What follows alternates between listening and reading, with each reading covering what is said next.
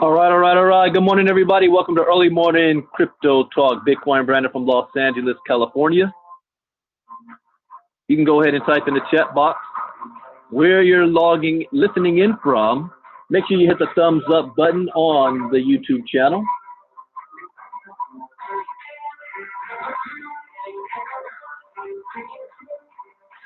We got Michael from Sweden, Court Gomes from Florida, Jacqueline, Lorna Vasquez, Tony Pinkston from Philadelphia, Benita from Pennsylvania, George Salinas, Stan Williams, Tampa, Florida,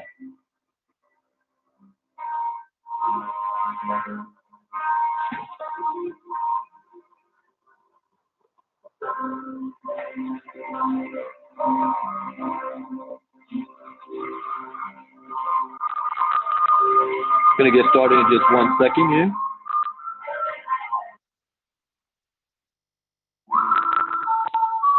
Let me get screen share ready to go. As a disclaimer, I'm not a licensed financial advisor to be giving financial advice. I read the news, give my opinion, share a suggestion, and it is up to you to make an informed, intelligent decision on which direction you want to move into. George is in San Antonio. George, we're coming back to Austin, Texas, May 17th and 18th. We are planning an event. We'll be at the Hilton at the Austin Airport. More information with that will be coming out soon.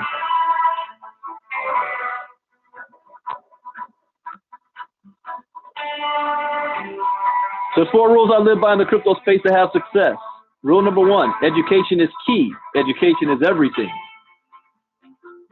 Rule number 2, never invest money you cannot afford to lose. Rule number 3, always get your return on investment back as fast as possible. And rule number 4, where do you see yourself in 3 months, 6 months, a year from now? What are you willing to do to make it happen? Make a decision, take action, remain focused. Do not get distracted. Now, following these rules is not going to guarantee you success, but it will at least minimize your risk. And that, ladies and gentlemen, is the most that we can ask for. All right, so let me do screen share. I have not done a crypto talk in a couple of days, 4 or 5 days or so. It is not because I took a hiatus. Something was always coming up. Plus, I got off of social media because I had not seen Endgame yet, and I know how people are, want to spill the beans, so I didn't want to ruin that. And also, Game of Thrones on Sunday. You guys see Game of Thrones Sunday night? If you have not seen the series, all I can say is you're missing out. You're missing out big time. That's all I can say. Because this last episode, that was in the words of some nerds, that was epic. Who does the MVP go to? Arya Stark. I don't want to be a spoiler, but most of you who are watching Game of Thrones already saw it, so you know what I'm talking about. And if you haven't seen Endgame yet, I highly advise it. 22 Marvel movies. You know what? They need to pay me for advertisement. 22 Marvel movies, and it ends with this one as far as this storyline goes. That was absolutely fantastic. I got to give it up to them. They did a very, very good job. All right.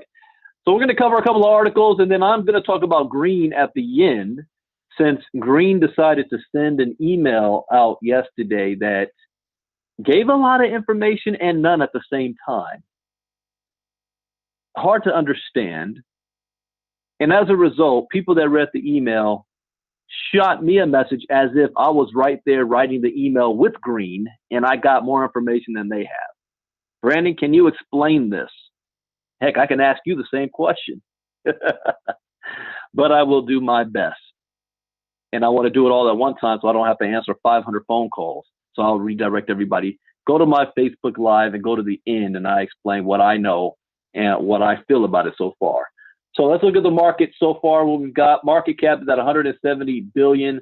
That is $2 billion down from last time I looked at it a couple days ago. Bitcoin dominance at 54.5%. Ethereum is below 10% dominance. To me, this is just flatline over the last, well, yeah, look at this. Last 7 days, it's only gone down by 1%. So last 7 days, to me, the market's been flatline. Ethereum's really had a drop the last 7 days of 7.7%. In fact, if you look at the last 7 days, the top 10 coins are all in the red. You know, the last 24 hours has been in the green. But when you pull the microscope back, you know, last 7 days, all in the red, with Monero down 10%, Stellar 12%, Cardano 7.7%, Bitcoin Cash 13, Litecoin 10. So I'm not even looking at the last 24 hours. I'm looking at the last 7 days. But Bitcoin is still above 5,200. That's a good sign. I fully expected that to be below 5,000 right now. In fact, I expected it to be at the $4,500 level. So we'll see how long this one lasts. All right. Wow, I got a bunch of articles here. Let's see. First up, there's a lot of mass adoption taking place in the crypto world, or of the crypto world.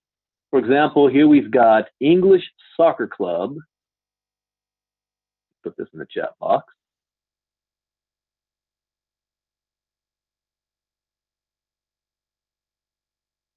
English Soccer Club. West Ham goes crypto, launches fan token on blockchain. Everybody's going to have their own token very soon. English Premier League soccer team, West Ham United, turns to blockchain to launch its own token. The fan token, powered by Socios.com, will allow West Ham's 40 million supporters. So why I cover things like this is because this is mass adoption. People that would normally not be exposed to Bitcoin or crypto, whether they like it or not, are going to be exposed. So we've got a soccer team that's got 40 million supporters to vote on club decisions and gain access to exclusive rewards. The fan token initiative has already been adopted by Juventus and Paris Saint-Germain and comes during a wave of mainstream blockchain adoption. If you've been following crypto for the last couple of years, it was just not even 2 years ago where you had critics that said this will never go mainstream.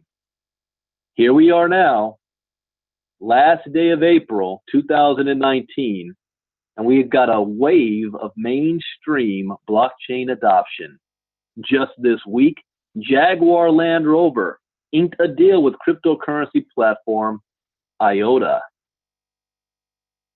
All right, I don't need to go into more of that. Wait. Mainstream crypto adoption is finally here. It's yet another mainstream partnership in the blockchain space. Jaguar Land Rover this week inked a deal with crypto platform IOTA. The partnership will see drivers earn cryptocurrency rewards for sharing traffic information. What? Wait, how does that work?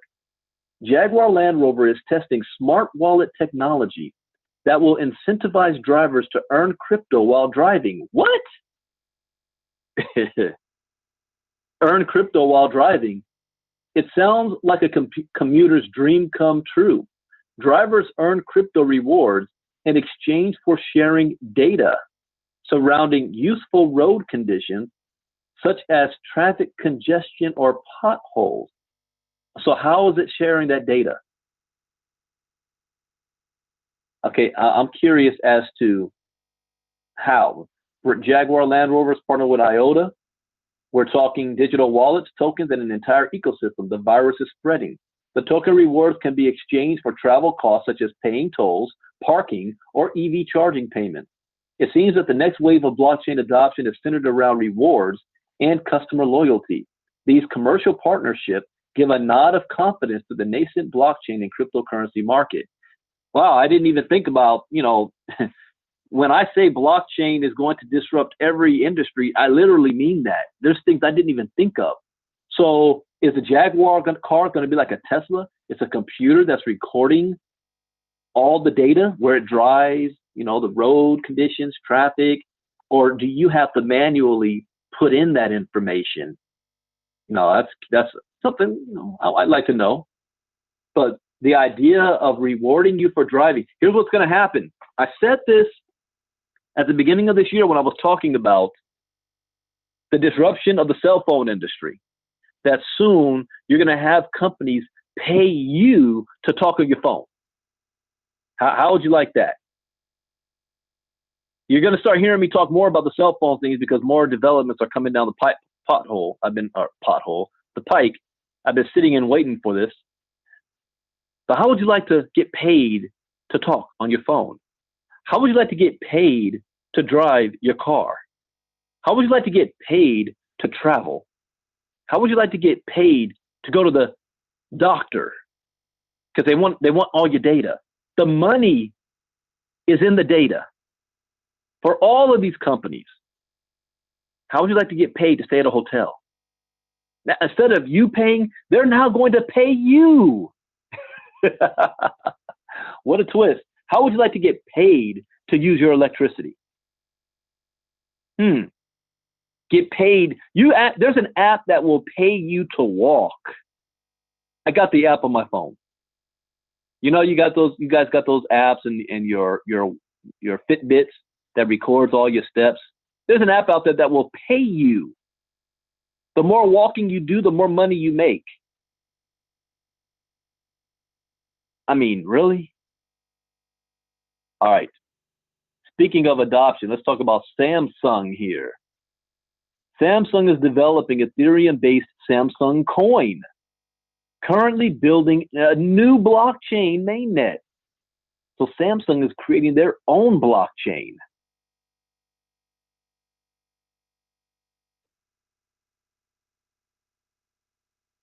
The South Korean consumer electronics behemoth Samsung recently caused headlines all over the world when it equipped its latest flagship mainstream smartphone, the Samsung Galaxy S10, with support for cryptocurrency-related features.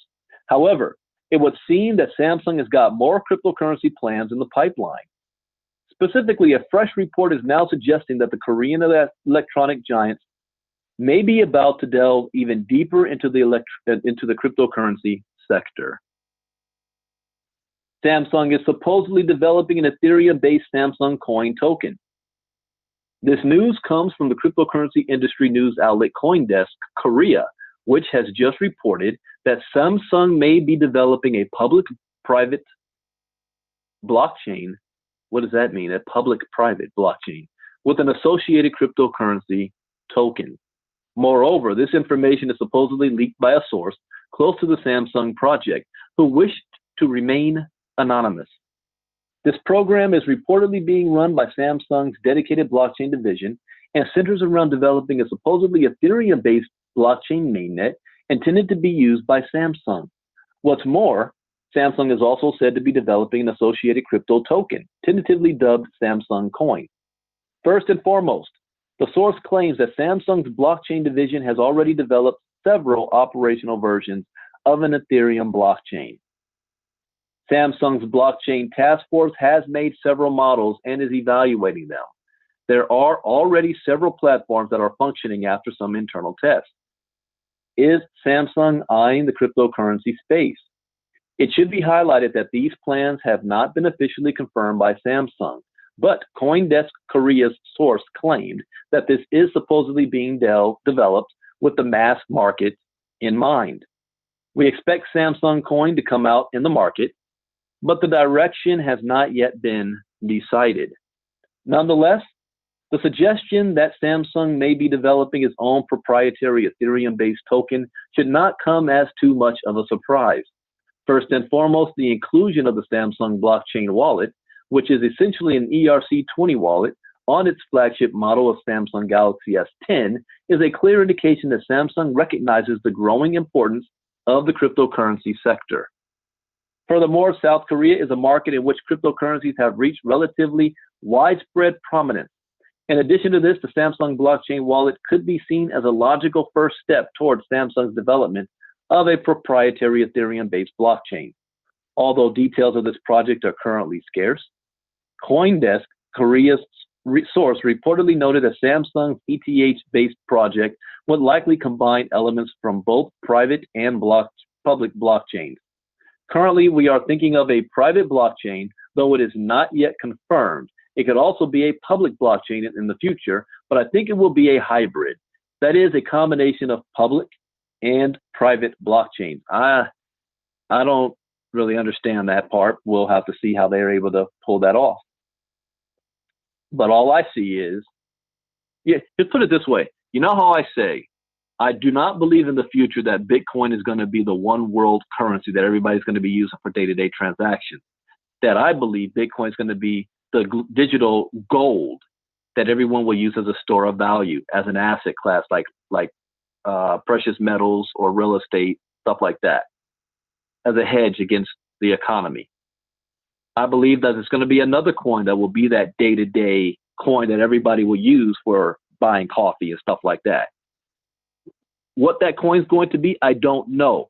But when you have a company like either Samsung or Amazon or Facebook or a bank that decides, yeah, we've got billions of people, multi-millions of people, we're going to introduce them to a coin. And those people that aren't using Bitcoin, they hear about it, but they aren't using it. They'll use this new coin because it ties into what they're already doing daily anyway by using these products. I think who has the lead on that will probably be Facebook with 2 billion people. Followed by Facebook will probably be one of the banks. It could end up being either Ripple or a clone of a Ripple. That will be that one world type currency that's a digital coin that people will be using. That's just my opinion. But let's look at another adoption here. Nike looking to launch Crypto Kicks cryptocurrency. All right, so how does this one work?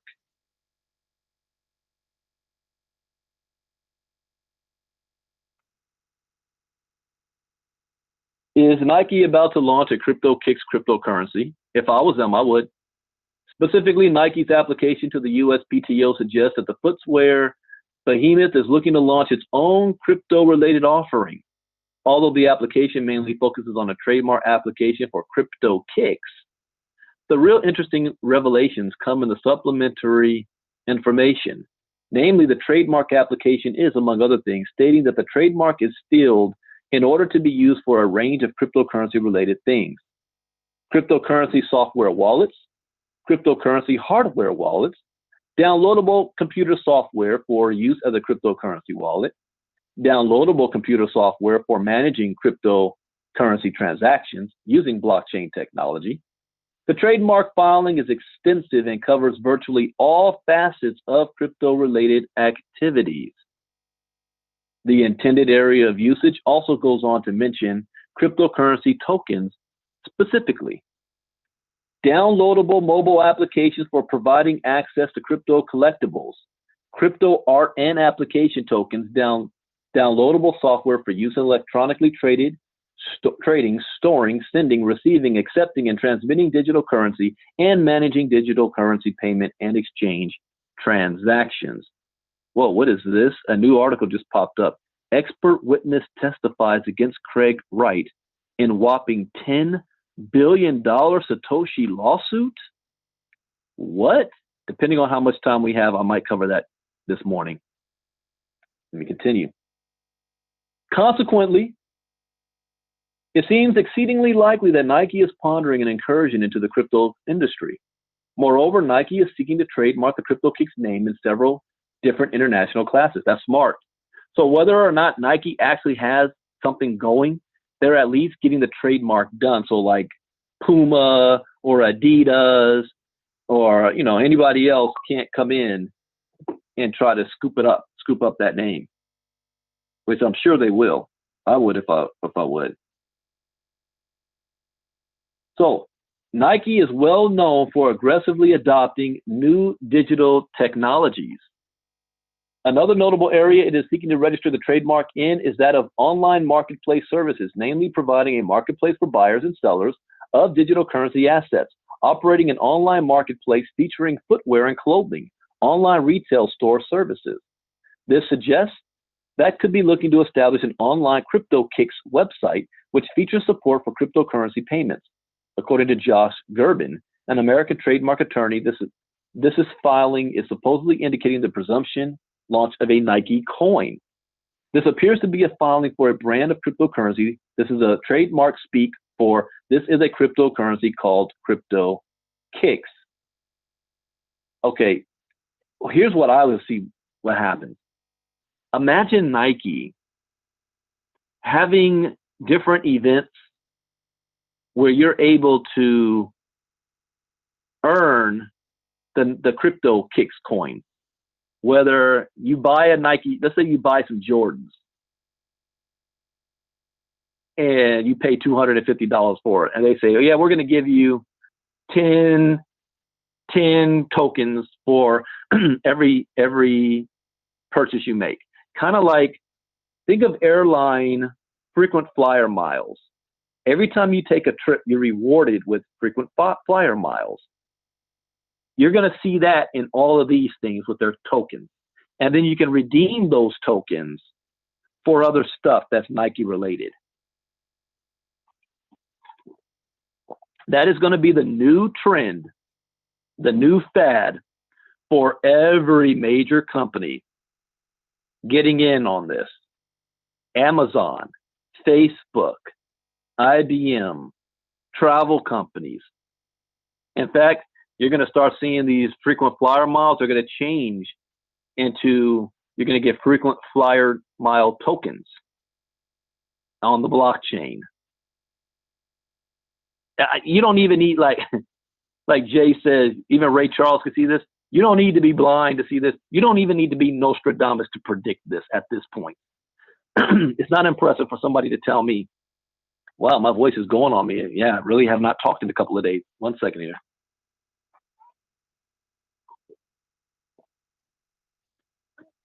All right. All right. You do not need to be an expert to figure this out. The writing's on the walls already. All right, what other news can we have here? Ripple. 50 billion banking giant launches international payments with Ripple's XRP.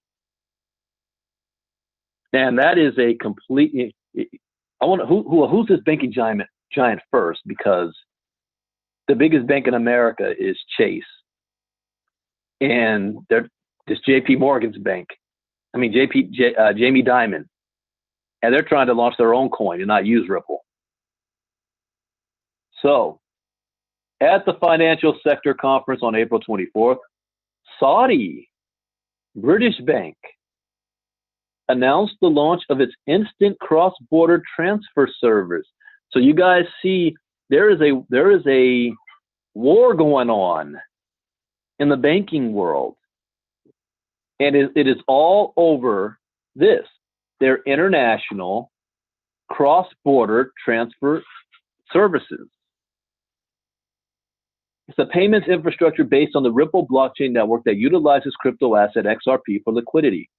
With nearly $50 billion in assets, SAB initially joined the Ripple network in January 2018 with the sort of the Saudi Arabian Monetary Authority to use emerging technology in the blockchain to process payments.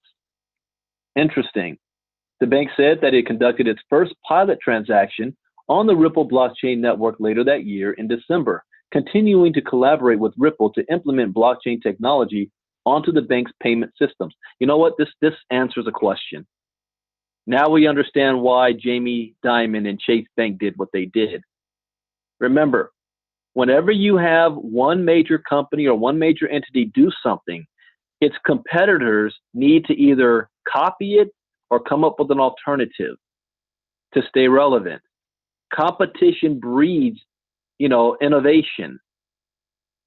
So Jamie Dimon and Chase is in competition, and they're like, all right, if the Saudi British Bank is going to come up with their version of a cross-border payment system, and they're going to use Ripple, we'll just come up with our own. Now that also explains why the Ripple CEO went ballistic and nearly had a meltdown when Jamie Dimon made that announcement that they were coming up with their own coin. He's like, why would you do that? Just use Ripple. Because he's trying to compete. Oh, wait. Here we go here. Brad Garlinghouse, the CEO of Ripple, has always been consistent on his vision of overtaking SWIFT to become a dominant banking infrastructure provider. Brad Garlinghouse is going to be one of the richest men in the world. All right. That's just the bottom line.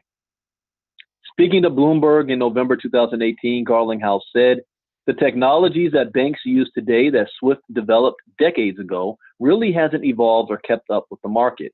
SWIFT said not that long ago, they didn't see blockchain as a solution to correspondent banking. You know what? That's the stupidest thing they could do. That's the same thing Blockbuster said when they had their board meeting and it was brought up if they should buy 49% stake of Netflix.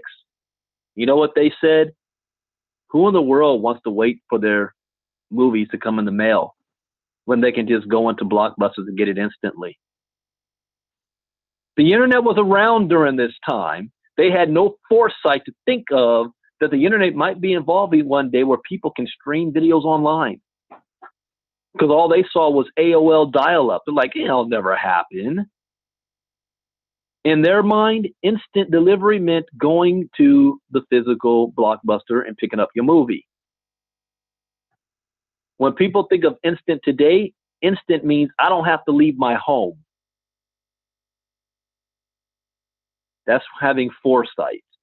So here we go, SWIFT, not learning from past mistakes, saying, yeah, we don't see blockchain as a solution to correspondent banking. We've got well over 100 of their customers saying they disagree. What we're doing and executing on a day-to-day basis is, in fact, taking over SWIFT. So Ripple wants to do to SWIFT what Netflix did to Blockbuster. And you know what? They're going to do it. If it's not Ripple, it will be someone else. Stephen Diab says Ripple is meant to replace Swift. XRP is meant to be a digital way to move value. All of Ripple's customers are using both Ripple and Swift, Corey Johnson of Ripple says. For Ripple to compete against Swift, which could be challenging in the near to medium term because of the existing relationship between Swift and the world's biggest banks, it would need to secure as many banks as possible as partners to raise the liquidity of XRP and improve the usability Ripple blockchain. It's only a matter of time. At its core, a network like Swift is a messaging platform which banks use to communicate and process information. Payments, in essence, are data that are processed by third-party service providers or network operators like Swift. If I was Swift, they wanted to call me in to give them some, consultation, I would say you already own the market right now. Instead of attempting to hold on to the status quo, completely develop a whole section to blockchain and how you can implement it into your Swift network. Don't try to defeat the little guys like Ripple. Don't try to jump on against them and hold them back. That is a river you're not going to be able to stop. Not even the Grand Canyon can stop a river. Instead, adapt your technology and create your own blockchain. Create your own coin for that matter and use that. That's my free advice to freaking Swift. But I don't see them doing that. You know why? Ego. There's a bunch of old men that's used to doing things a certain way, and they're not going to change. The book I read one of the books that changed my life was The Science of Getting Rich by Wallace D. Wattles. And one of the themes that is repeated over and over is that being wealthy is not in doing certain things. It's doing things in a certain way. That's the difference between being broke and being wealthy. And Swift is not going to learn this lesson. I will be surprised if, they might be Johnny come lately at the end and try to say at the last minute, yeah, we're going to jump in on this blockchain stuff. And people will be like, get out of here. We moved on from you.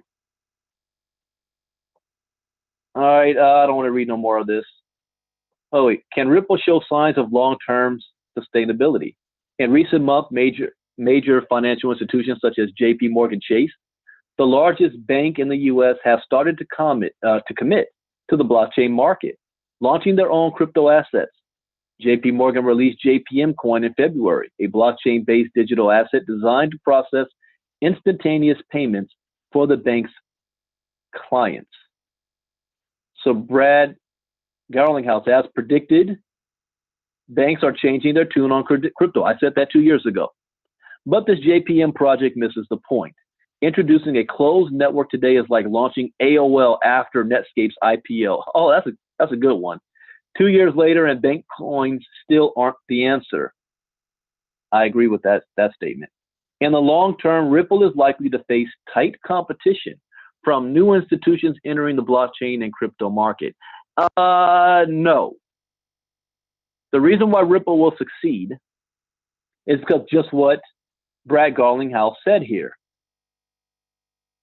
These banks attempting to launch their own thing, it is not a crypto coin. It is a digital coin. It is centralized. Now, some may argue that Ripple is the same thing. Ripple is not a crypto coin that is centralized, that it is controlled by a bank and a CEO or a group, a business and a CEO.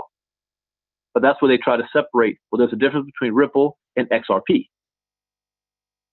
You can't call XRP Ripple. All right. Enough of that one. Let's go on to some other news here. Who's blowing me up? More news here. Hold on. Can I ask you a favor? I was doing a live crypto talk at the moment. All right. Bitcoin dips following Bitfinex cover-up of $850 million loss. Wait a second. Thought I had another article about that as well. No, okay. Then we'll go over Australia, go international news. Speaking of, you guys watching the news this morning, there is a attempted coup going down in Venezuela. You want to pay attention to that. That's the first nation to really put in work their own petrol coin. The Russians are involved. The Americans are involved. Russians are backing Maduro. Americans are backing the other guy. I forgot his name. Definitely want to pay attention to that. When I say I am doing a crypto talk live, that means don't contact me, right? Yet I'm still getting contact from the same person blowing me up. People are funny. All right. Bitcoin dips. The New York Attorney General's office is now accusing Bitfinex Inc., the company behind the cryptocurrency trading platform Bitfinex, and the stablecoin operator Tether, of having covered up a massive Bitfinex loss with Tether funds. I remember reading this a couple of days ago. Tether backed up Bitfinex.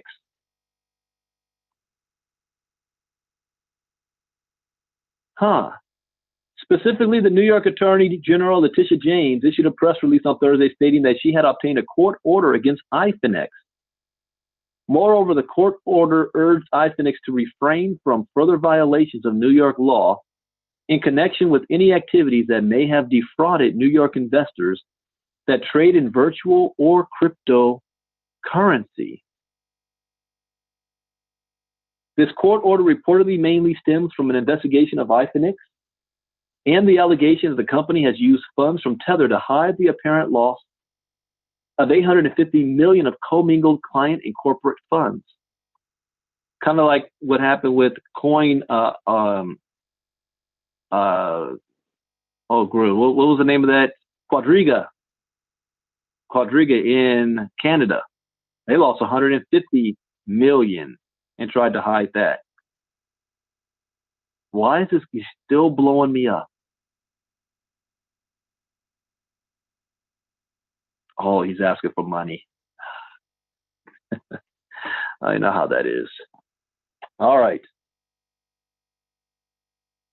Furthermore, the statement claims this court order reportedly mainly stems from the investigation Tether to hide the apparent loss of $850 million. The statement claims that Bitfinex has sent $850 million worth of corporate and customer funds from Tether's reserve to the Panamanian cryptocurrency payment processor Crypto Capital in an effort to muddy the waters regarding this alleged loss. Worryingly, the New York Attorney General's office is also highlighting that if true, this means that neither the loss itself nor the transfer of funds was shared with customers. According to the filings, Bitfinex reportedly lost access to the $850 million that it sent to Crypto Capital. It is also alleged that Bitfinex handed over those funds to Crypto Capital without any written contract or assurance. Okay, whoa, back up, hold up. Bitfinex lost access to $850 million that is sent to Crypto Capital. Who is Crypto Capital, and why did you send them $850 million? And there's no written contract or assurance? The price of Bitcoin drops following this news. Consequently, Bitfinex and Tether executives are said to have engaged in a series of conflicted corporate transactions, whereby Bitfinex gave itself access to up to $900 million of Tether's cash reserves. So after losing $850 million, they come up with some solution with Tether and use access to Tether's $900 million in reserve. Now, here's the question. Why did Tether go along with this? What is in it for Tether to say, yeah, Bitfinex, go ahead and put our 900 million on your books? The filing suggests that Bitfinex has treated Tether's cash reserves as Bitfinex slush fund. Although it is unclear whether these allegations hold any credence or not, it should be noted that the price of Bitcoin stumbled on the news of this alleged cover-up. The premier cryptocurrency first fell nearly 6%, although it has since recovered somewhat, and it's currently trading at around 51. That's up to $5,200 now. Nevertheless, Bitfinex has since issued this statement strongly criticizing the New York Attorney General's comments. The New York Attorney General's court filings were written in bad faith and are riddled with false assertions, including as to a purported $850 million loss at Crypto Capital. On the contrary, we have been informed that these crypto capital amounts are not lost, but have been in fact seized and safeguarded. We are and have been actively working to exercise our rights and remedies and get those funds released. Sadly, the New York Attorney General's office seems to be intent on undermining those efforts to the detriment of our customers. You know, when I see something like this, I don't believe either party. I think the truth is somewhere in between. I think this piece right here by Bitfinex is like a fluff to make things seem better than it actually is. And at least they're admitting they don't have access to 850 million. They admit it in all of this. That's what they're saying. They don't have access to 850 million, but they hope to get it back. The New York Attorney General's office is saying you lost 850 million and you're covering it up by using Tether's money. The only way I see Tether allowing this to go on is if Tether believes that they will get access to that 850 million back, and they're probably charging them interest. I would. So the truth is somewhere in between here. Either way, this is not good. But has Bitfinex skipped the beat? No. Are they honoring all withdrawals? Yes. Has there been any interruption in service? No.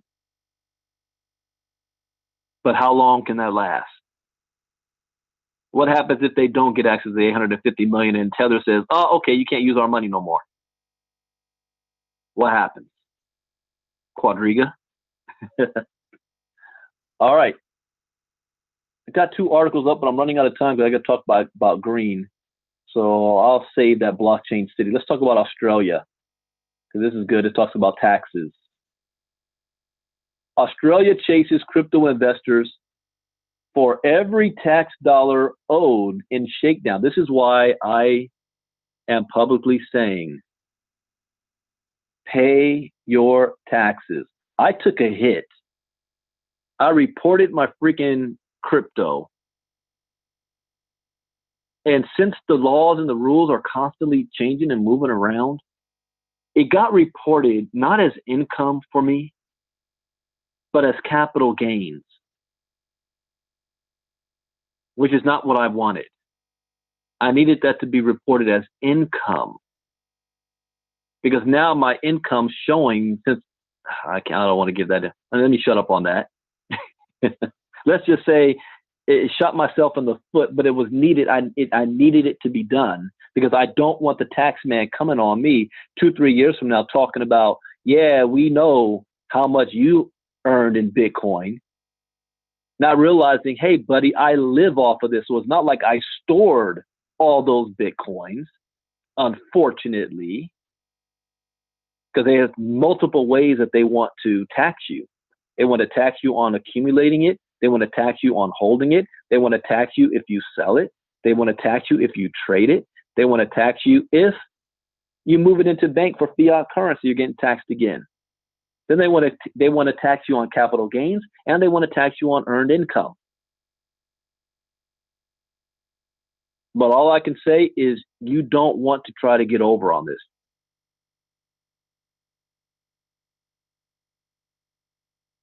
You don't want to play this game. The rules are still changing. I reported, did a crypto talk around October, November 2017, what Bank of America did. You think you know the rules, right? You know what Bank of America did at that time? Without sending a memo out to all of their people who have a business account, if they found out you bought any crypto coins using your business account, they froze your account. And then they went back on you for 3 years and charged you fines for. And then you had to fill out paperwork to get your account back open and access to your money. They wanted to know your last 3 to 5 years worth of crypto history. If you don't provide it, you don't get your account. Yeah, Bank of America did that. While at the same time they were getting blockchain patents. So whatever you think, you know, as far as taxes right now, they can change and then go back on you 2 or 3 years using today's tax law. They can do it. They've already done it. You don't want to play this game. So I didn't, but I suffered for it as well. Freaking had to pay California tax on this. Anyways, the little sore spot for me. But Australia chases crypto investors for every tax dollar owed in Shakedown.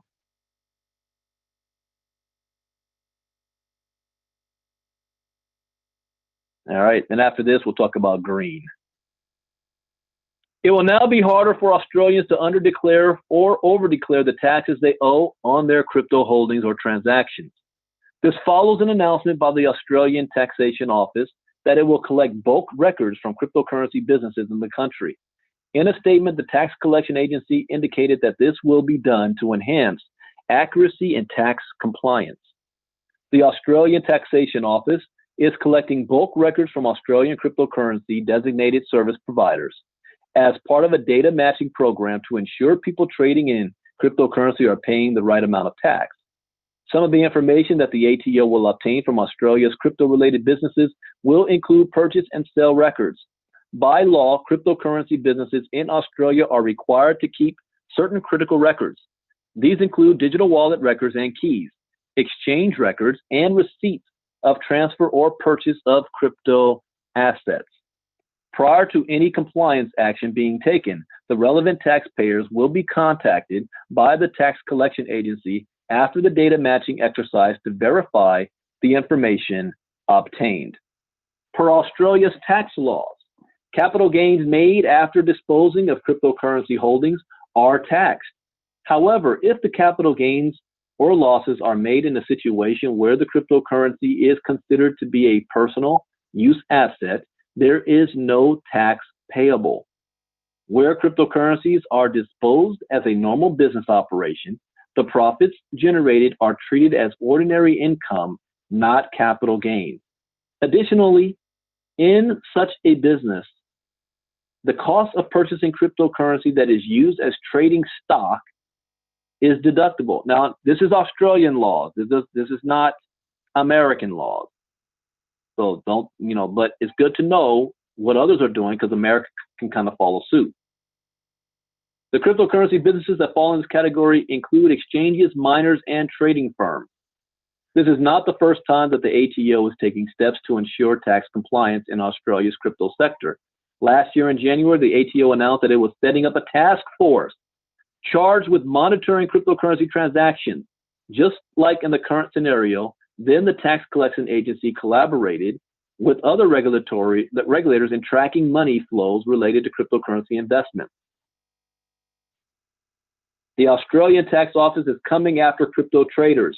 Australia's tax office is establishing a task force to monitor cryptocurrency transactions. The task force aims to ensure cryptocurrency investors are paying the correct amount of tax. Bitcoin. The rate of cryptocurrency adoption in Australia is growing. This comes at a time when the number of cryptocurrency holders in Australia has risen. A survey by Hivex Crypto Exchange in 2018 revealed that the percentage of Australians owning crypto had grown to 13.5%. Wow. I need to look at what the numbers of America is now. Because at last I checked, it was at 5%. But out of the 5%, only 0.5% even understand it. So they're at 13.5%. On the other hand, 34% of the holders had purchased crypto out of fear of missing out. Yeah, that means they got it, but they don't know what it is. They don't understand it. The tax collection agency estimates that there are between 0.5 or 500,000 to 1 million Australians who have invested in crypto. The Australian dollar is currently ranked the 14th most traded national currency in the crypto market. It has a 0.07% market share. Let me look at this. KRW. All right. Interesting if you're on Australia, you got to know that, but same thing's going to happen here. All right, enough of that. Let's talk about green. So yesterday, we get a email. And again, it's my frustration and annoyance is that we were not contacted or briefed about this ahead of time. And it's not that they need to do it, but just out of courtesy, because we are the ones who sold the most machines. When you send a message like this, there's going to be questions. And since they are not the most, what can I say, quick forthcoming to answer their use tickets, customer service, who do people come running to? Let me call Brandon up, as if I'm the one who authored this, right? And I got to come up with an answer when I don't know either.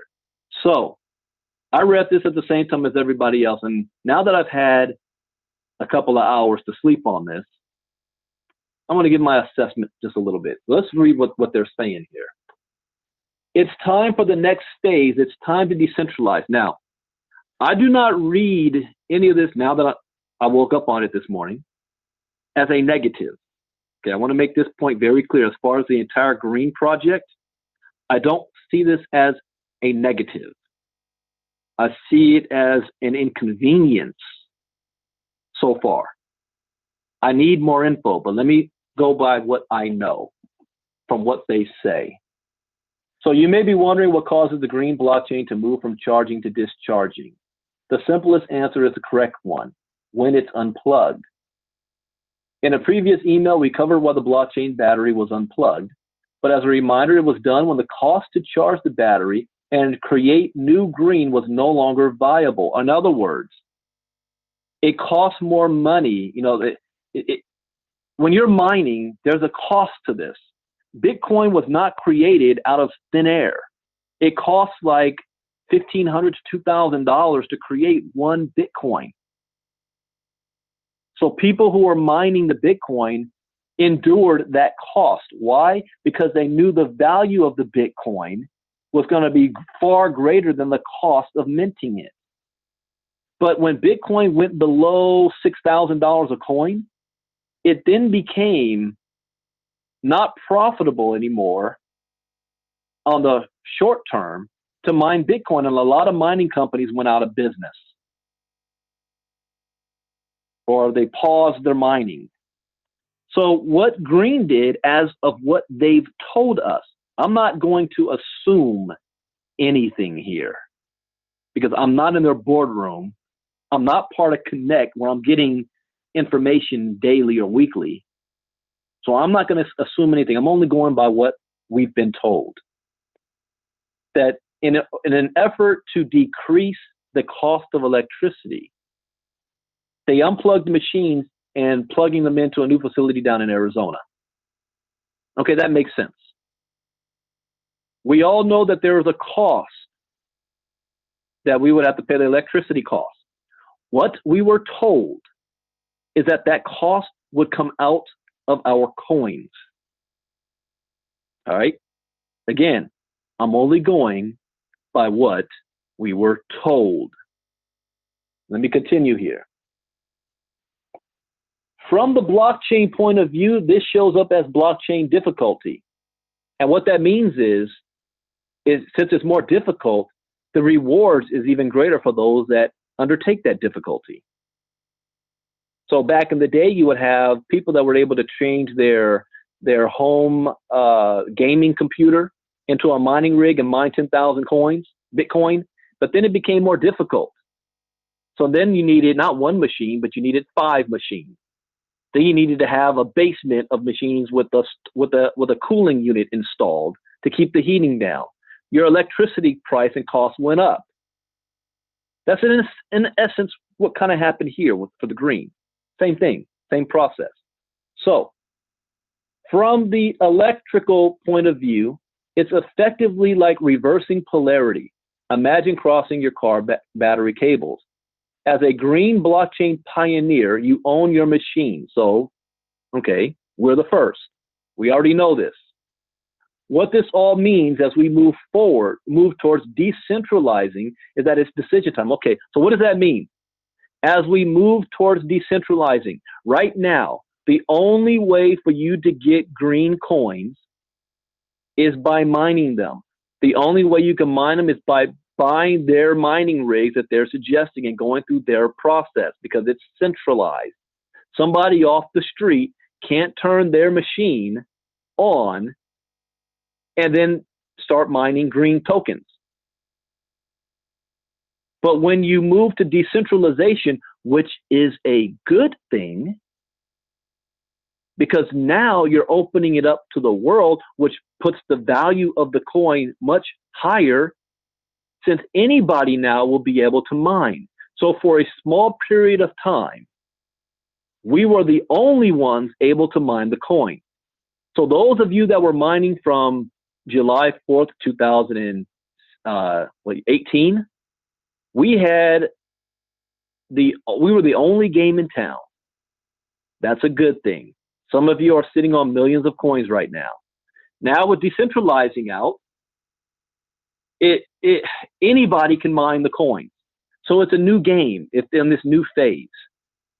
There's no need to, sell the green mining rigs. You can, or people can mine it themselves. Why? Because they're going to be putting the algorithm out in the public, which means that anybody can now take that algorithm, program it into their own machine or device, and mine green tokens. The more people that are mining green, or the more people that have hands on green, the greater the value. We don't want to have a handful of people that owns all the coins. There's going to be no value to that. So this part of it is good. For me being an investor and holding millions of coins, I like this. However, let me continue. There's decision time, and we're given choices. Enter my frustration. All right. Number 1, prepay hosting electricity and continue to support the green blockchain. What I understand this means is they will continue to host our machines, but we have to prepay for the electricity cost for them to do so. Okay. I have 2 problems with that. The first problem is the word prepay. The second problem I have is when you say support the green blockchain, I need more details. At one point, each machine was doing 8,000 coins a day. What is the machine going to be doing now? And what do you think the value of this coin is going to be?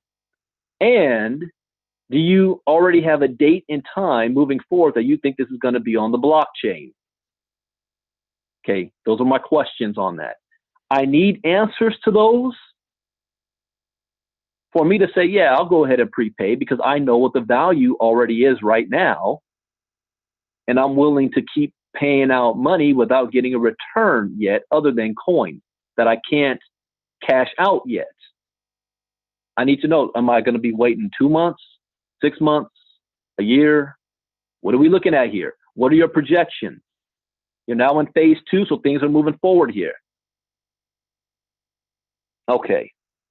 Option number 2, exchange your hardware directly for 5 pre-selling licenses of green soft node, which will allow you to support the green blockchain from a home device.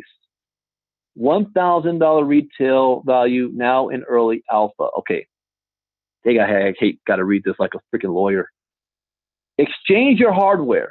Here's my frustration on this. We paid $3,750 for the device. And we're exchanging it for soft node, which I've never heard of yet. Now, 5 pre-selling licenses. What does that mean? 5 licenses. Is the $1,000 retail value per license or for all 5? I don't have an answer to that. So that means I am exchanging a $3,750 piece of hardware for a $1,000 license. So I'm taking a loss on that. So if I'm taking a loss on that, what is the benefit?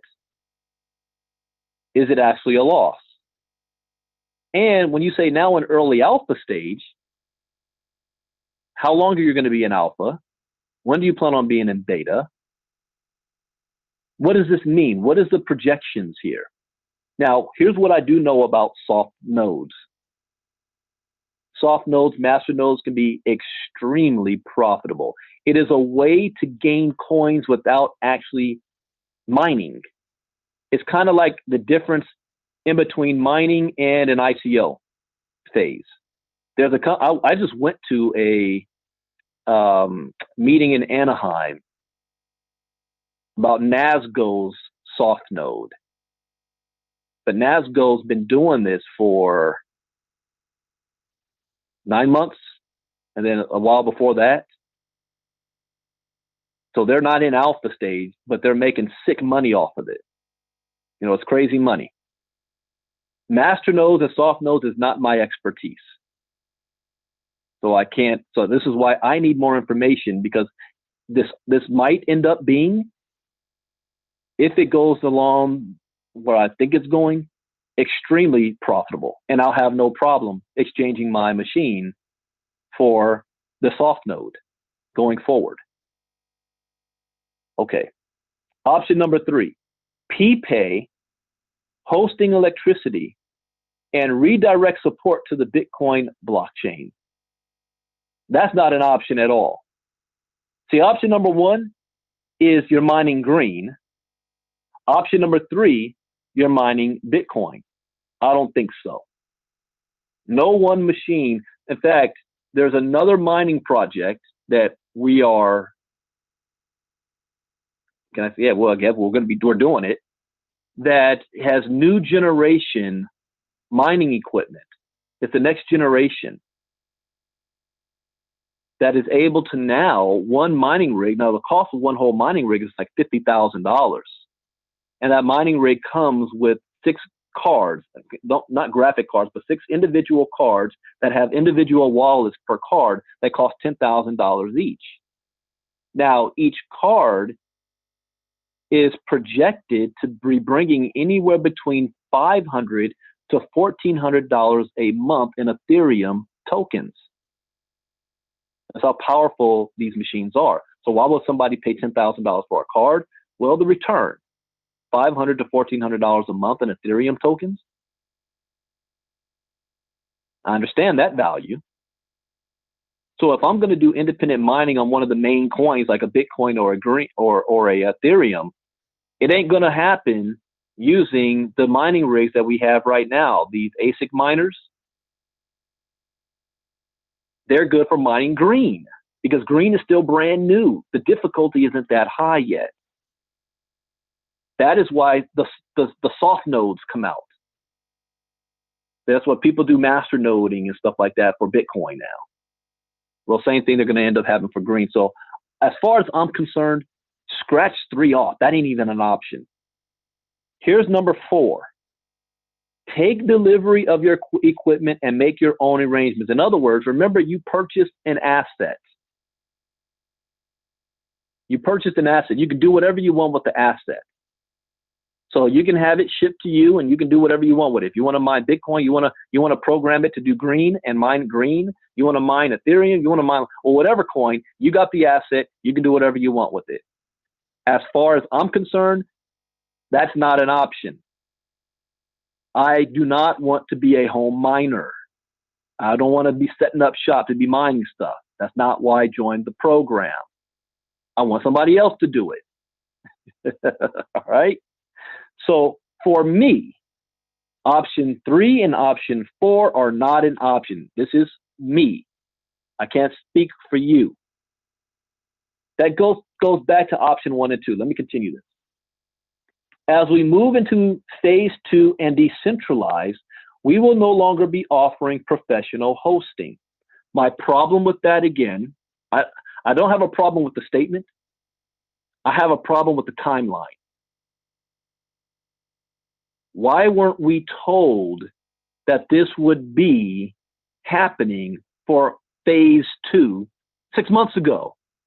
And then you let us know ahead of time, yeah, phase 2 is going to be coming in about 3 months, 6 months. At that time, we're no longer be hosting the machines.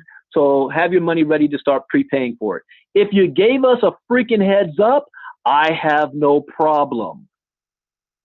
But this doesn't offer when. What do you mean we will no longer be offering? Is that starting tomorrow? Is that starting next month? Is that in 3 months from now? When? Okay. Again, I don't have a problem with them making that decision because that was ultimately what's going to happen anyway. I have a problem with them telling us when this is going to take place. Okay. However, you as a green pioneer may still have that option through maintaining a $100 monthly deposit per machine. Okay. So in other words, they're saying they will continue to host our machines, but it's going to cost us now. So instead of, and I'm not assuming, I'm only going by what they said. They said that, yeah, we will take the electricity cost, which we knew would be about $80 a month, out of your coins that's mining. I'm cool with that. But now they're talking, no, you're going to have to prepay a monthly deposit. That's a different ball game. Because now what you're saying is, not only did I pay money for the machine, I'm now paying extra money for the hosting of it. That wasn't the original agreement. But at the same time, we've had 8 months of mining under the original agreement. So I have no problem with that. I'm now sitting on millions of coins that I didn't have to pay electricity for. You guys understand that? Yeah, I'm being very clear here.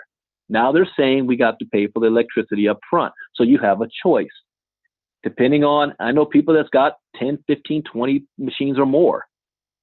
That's a bit of change to keep hosting that every single month. I will be cool with that because then this goes back to the days of Bitcoin. People were paying all that money to mine Bitcoin. However, at the time, they were able to sell their Bitcoin to pay for the electricity. We're not able to sell any of our coins right now and use that to offset the cost of electricity. We're coming out of pocket. I would be willing to do that if I knew what your timetable now is on when you're going to go on the exchange. Are you looking at 3 months? Are you looking at 6 months? Because I have a plan. You know, whether I sell 10%, 25%, you know people are going to go out there and try to dump everything. That's the wrong thing to do. You sell enough to make your initial investment back and have a little bit more for profit to keep the wife or the husband happy. See, I made an investment and here's what I got back for it. I'll sell enough I'll pay the electric cost. So one machine, you're talking about $1,200 a year. All right. If you go onto the exchange in July or December and I sell, I don't know, $15,000 worth of coins, okay, I got money to pay for the electricity cost and it keep pumping me more coins and I know the value's going to go up. That ain't a bad deal. I just need more information. I need to know what I'm dealing with here. If you're telling me, oh yeah, we're not planning on going on an exchange until 2021, well, that's a different ball game. Let me continue here, which leads to this. To be clear, option number 2 is the recommended path and will lead directly into phase 2 and decentralizing the green blockchain. You got to give me more on this. Why do you feel option number 2 is a recommended path? I hate to play devil's advocate, because if I choose option number 2, then I'm giving you my machine that's already mined millions of coins for me. So now I'm giving that to you. You're using it to still mine, but I now have option 2. What am I getting for that? What is the value?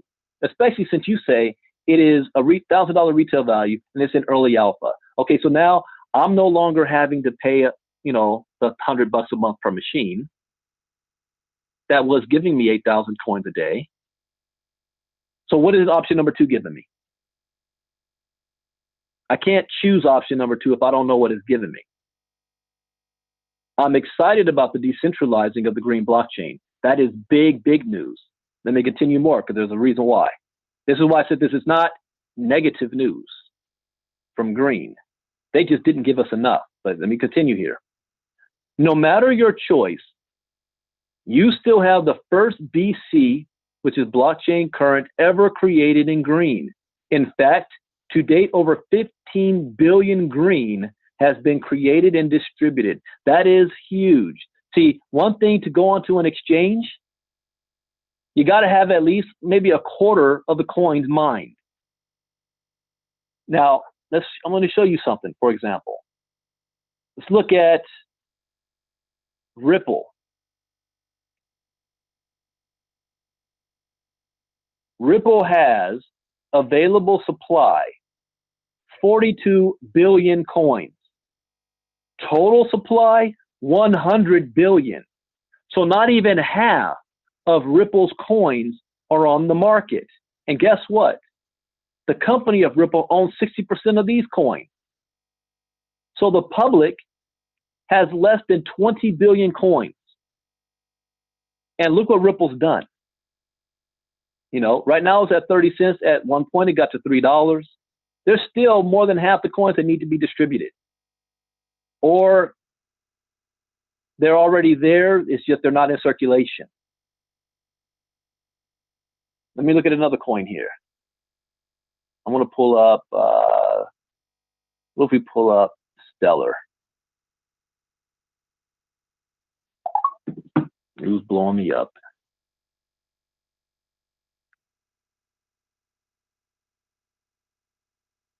All right. So we look at Stellar. Available supply, 19 billion. Total supply, 103 billion. There's still 80 billion coins that need to hit the market as far as Stellar is concerned. So green right now, according to this, we've got 15 billion coins. So that leads me to believe they're about to go on the exchange. They got enough coins to go on the exchange. 15 billion coins. And who has those coins? We do. The rest of the coins is going to be mined publicly. Here's my other problem. At the beginning, we were told there will be, 40,000 machines that will be sold, something like that total. Well, that's gone out the window, because now if you're giving the algorithm out, you can have 1 million machines out there mining the green coin. Unlimited. Whoever wants to mine it, will be able to mine it. I don't have a problem with that. It's just that's not what we were told. Okay. Now, I know sometimes audibles need to be happening. The market is volatile. It goes up, it goes down. Things happen. I have no problem with that at all. I just like to be in the loop. I don't like to get blindsided. So not only do I get blindsided by green, then I'm going to get blindsided by everybody who bought a machine who thinks I have the answers and want to try to hold me accountable for something I have no control over. I have a problem with that. I also have the problem with people who try to do that to me, who want to challenge my integrity because I'm a leader in KGX. I'm a customer, just like everybody else. Let me finish here. Says, we recognize that this may not answer all of your questions at this time, you think, and further details will follow. I'm holding you accountable to this. Further details will follow. And lest we forget, we will also continue our discussion of the blockchain battery. Thank you. P.S. Green Blockchain Support Team. The Green Blockchain Support Team. So P.S. Did you watch How Does a Battery Work? Try substituting your green boxes for the cell phone battery. Yeah, whatever. Okay. So in conclusion, I don't see this as negative news. I don't see this as bad news at all. I see it as the next stage in progression of our green journey. The next progression is we're getting close to going onto the exchange. We're going to be decentralized. And those of us that have had machines that they were hosting, they will continue to host at a cost. So I can choose to pay the $100 a month per machine for them to continue business as usual. Or I can choose option number 2 and go into the soft mode, which I know is very profitable traditionally, but I need more information and details before I can make a decision on that. And then let's move forward. So anybody that's got questions on that, I don't have answers. I just shared what I believe is taking place based on what they've shown us. And now we're just waiting for more info. Mike Boggs is already in contact with them so that we can have a call directly from them with Dave and Green to explain for the people who don't listen to any crypto talks, they don't plug in, they bought machines 6-7 months ago, then they get an email last night and they have no idea what's going on. Those are the people that I end up spending most of my time with because they call me and they want answers. Anybody that comes to you with questions, revert them back to this it's not a Facebook Live, this crypto talk, because I will not be repeating myself. So anybody that calls me or sends me a message, I'm going to say, go listen to my crypto talk on Tuesday morning, scroll to the end. Fast forward to the end, and you hear everything that I have to say when it concerns on the green. So again, I don't see this as bad news. I actually see this as good news as far as the green progression. It's just a little annoying. I don't have all the information so I can make an informed decision on what I want to do next with my asset. And that's a decision that every individual has to make for themselves. All right, everybody. I hope that made sense. I hope you learned something new. As always, that is the point. Today is Tuesday. So because it's Tuesday, and I haven't done a crypto talk in a while, let me take a quick look at something here. Expert witnesses testify against Craig Wright. I do want to cover that. NASDAQ to add XRP liquid index, crypto bulls rush in. Oh, I'm going to cover that. 4 billion crypto adopters will outnumber internet users within years. What? Okay, I will be doing a crypto talk tonight. Now, those of you listening, I want to hear everything that I said. Did that make sense to you? Let me know in the chat box if that made sense to you, everything that I said, because I promise you I am not going to be repeating myself. I will do a crypto talk tonight, 9 p.m. Eastern, 6 p.m. Pacific. and I won't be long because you've got the playoffs happening tonight. I like seeing James Harden lose. And let's see what else I want to cover on that. Oh yeah, thank you for those of you that have sent in testimonials. Like I said, I am branding myself. It's been 7 years in the works. I've been putting this off. I will be putting myself out there again. Just to give you guys, where's that website?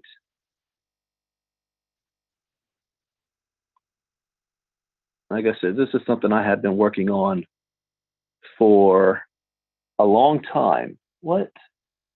I don't have it? I guess I'll. Well, here's what was a website that I was working on. This is not the website, by the way. Let this pull up. But I did write a short book, 5 Steps to Launching Your Business. I never put it out there. I never released it or anything. I was putting my business together, content marketing, digital strategy, personal development, my services.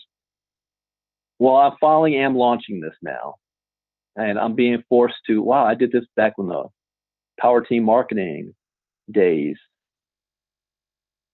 So if you want to be featured on my website and you have not done so, shoot me. If I've touched you in any type of way in far as business and personal development, helped you make any money, impacted your life in any way, I'd love to hear from you. Please shoot me a short testimonial. Email it over to me. All right, with that, I hope you guys learned something new. As always, that's the point. Wish you guys great day, and I will be back tonight. Hey, Eric Worre, Big Al. I've been around. Greece, cruise ship. This is England. I think, no. Yes. That's Birmingham, England. Vegas. This is one of the Greek islands. I don't know. All right. See you guys later on tonight. Have a good day. God bless. Bye-bye.